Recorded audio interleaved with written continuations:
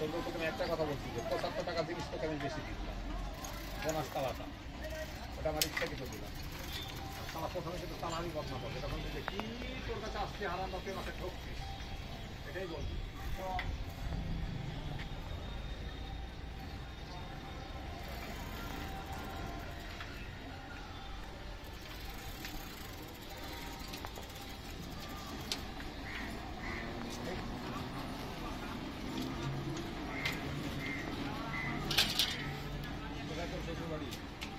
লালগঞ্জ। লালগঞ্জে আছে হ্যাঁ, তবে লালগঞ্জ থেকে লালগঞ্জ থেকে